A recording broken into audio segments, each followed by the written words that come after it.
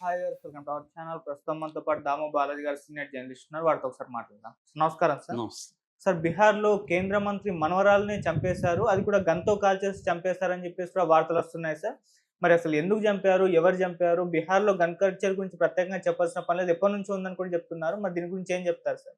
మనకి ఇక్కడ ఎక్కడ గన్స్ దొరికినా అది దాని మూలాలు బీహార్‌లో ఉంటాయి. బీహార్ గన్ కల్చర్‌కి వెరీ పాపులర్. దాని తర్వాత చెప్తాను నేను. ఇప్పుడు ఏం జరిగిందనేది ముందు చూద్దాం.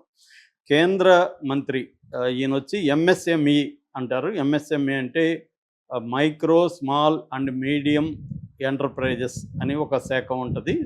సూక్ష్మ, స్థూల పరిశ్రమలు అన్నమాట. ఈ పరిశ్రమల శాఖ మంత్రి ఈయన జతిన్ రామ్ మాంఘీ ఈయన పేరు. ఈయన గతంలో బీహార్ ముఖ్యమంత్రిగా కూడా పనిచేశారు.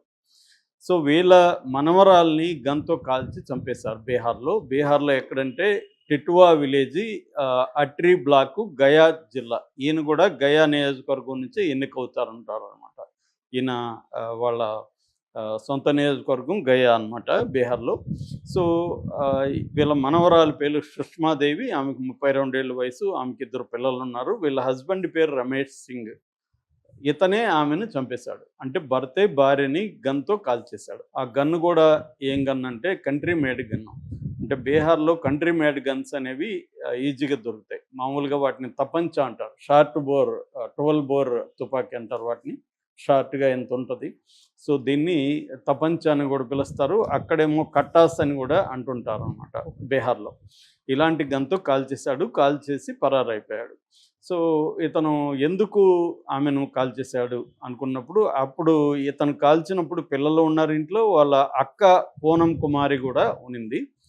ఆమె కొన్ని డీటెయిల్స్ చెప్పింది. వీళ్ళిద్దరిది యాక్చువల్‌గా 14 ఏళ్ళకి ముందు పెళ్ళయింది. వీళ్ళిద్దరు లవ్ మ్యారేజ్, వీళ్ళది ఇంటర్ కాస్ట్ మ్యారేజ్. అయితే ఆ తర్వాత పిల్లలు పుట్టిన తర్వాత వీళ్ళిద్దరి మధ్య గొడవలు మొదలైనాయి.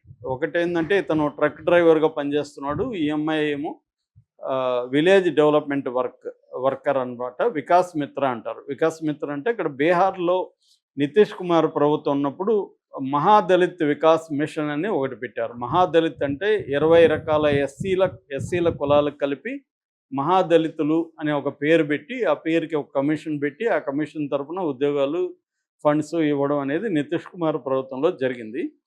సో ఈ నేపథ్యంలో ఈమె కూడా దళిత్ అనమాట. సో ఈమెకి ఆ మహాదళితుల కింద ఈమె విలేజ్ డెవలప్మెంట్ వర్కర్‌గా పోస్టు ఇచ్చారు. ఈ క్రమంలో ఏమైందంటే మొన్నొక రోజు అతను ట్రక్ డ్రైవర్‌కి బయటికెళ్ళి లేట్‌గా వచ్చినప్పుడు ఈ అమ్మాయితో కూడా ఒక యువకుడిని అతను ఇంట్లో బెడ్‌రూమ్‌లో చూశాడు అనేది ఒక వార్త. సో అంటే ఈ అమ్మాయికి వేరే అఫైర్ ఉంది. అది అతను కళ్ళబడింది. అందుకని అమ్మాయిని కాల్చేశాడనేది ఒక వార్త. అది నిర్ధారణ అయితే కాలేదు. పూనం కుమార్ మాత్రం వాళ్ళక్క, ఈ అమ్మాయి వాళ్ళ అక్క ఏం చెప్తుందంటే సుష్మాదేవి వాళ్ళ అక్క. ఇతనుకి ఈ అమ్మాయికి భార్యకి మధ్య అంటే రమేష్‌కి, సుష్మాదేవికి మధ్య గొడవలున్నాయి. రకరకాల గొడవలు.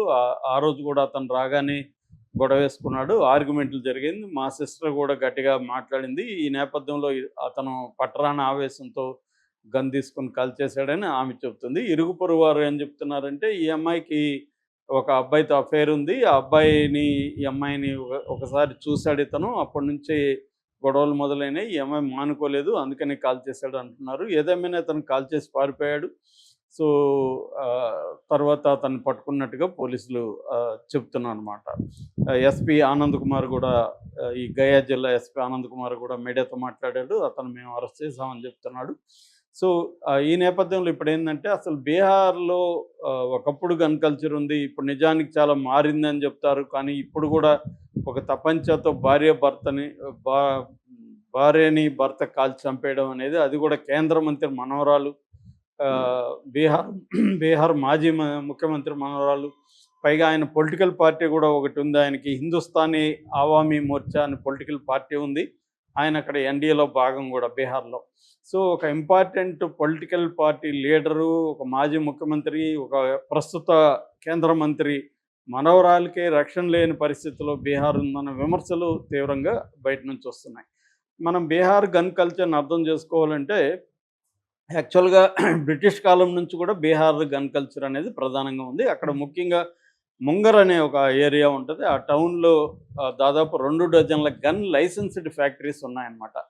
సో ఎందుకంటే అప్పట్లో బ్రిటిష్ వాళ్ళు మిలిటరీ వెపన్స్ తయారీకి బీహార్ను కూడా వాడుకున్నారు. బీహార్లో ఐరన్ ఓర్ కూడా బాగా ఎక్కువ ఉంటుంది. మనకు మగధ సామ్రాజ్యం ఫస్ట్ అక్కడే రావడానికి కూడా కారణం ఏంటంటే, ఆ ఏరియాలో ఇనుప గనులు ఎక్కువగా ఉండడం వల్ల భూమిని తవ్వడానికి నాగలికి కర్రు ఇనుప వాడడం, చెట్లు కొట్టడానికి కత్తులు గొడ్డళ్ళు వాడడం, ఇవన్నీ జరగడానికి ఆ ఇనుప ఖనిజం అనేది ప్రధాన కారణంగా.